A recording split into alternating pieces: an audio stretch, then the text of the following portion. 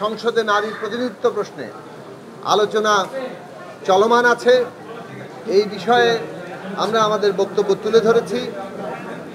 আমি প্রথমেই তাসলিমা আক্তারকে অনুরোধ করব নারী প্রশ্ন প্রসঙ্গে, নারীর প্রতিনিধিত্ব প্রসঙ্গে আমাদের বক্তব্য তুলে ধরার জন্য। বৈষম্যহীন এবং ন্যায়ের সমাজ প্রতিষ্ঠার যে আকাঙ্ক্ষা জনগণের মধ্যে এসছে, তারই প্রতিফলন হিসেবে আমরা মনে করি ঐক্যমত কমিশনে যে নারীর প্রতিনিধিত্ব নিশ্চিত করার প্রসঙ্গটি এসছে, এটাকে আমরা অত্যন্ত ইতিবাচক বিষয় হিসেবে মনে করি।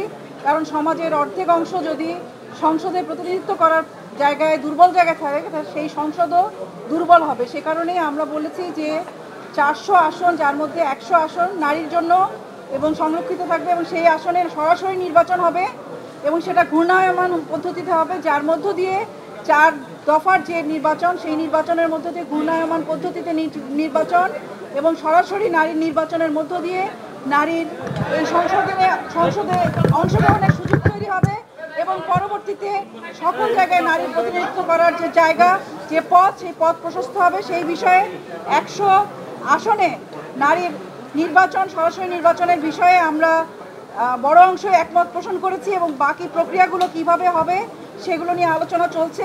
আর্টিকেল 70 কিংবা 70 অনুচ্ছেদ সংস্কার প্রশ্নে, যেহেতু এটা বাংলাদেশের গণতান্ত্রিক ব্যবস্থা নির্মাণের জবাবদিহি প্রশ্নে এবং রাজনৈতিক দলের ভেতরেও গণতন্ত্র চর্চার প্রশ্ন হিসেবে অত্যন্ত গুরুত্বপূর্ণ একটা জায়গা, সেখানে আজকে একটা ঐকমত্য তৈরি হয়েছে।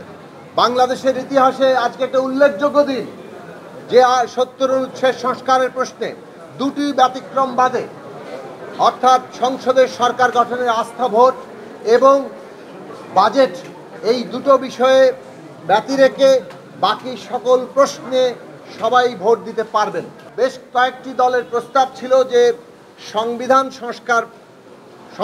সংশোধন প্রসঙ্গ, অর্থাৎ ইস্তেহারে সংবিধান সংশোধনের প্রশ্ন যদি উল্লেখ থাকে সেই প্রশ্নে এবং জাতীয় নিরাপত্তার ক্ষেত্রে বিশেষত যুদ্ধ পরিস্থিতিতে এই দুটো অপশনে যুক্ত করার সিদ্ধান্ত যেটা হয়েছে, যে ন্যূনতম জাতীয় ঐক্যমত হয়েছে এই দুই প্রশ্ন ব্যতি রেখে থাকবে।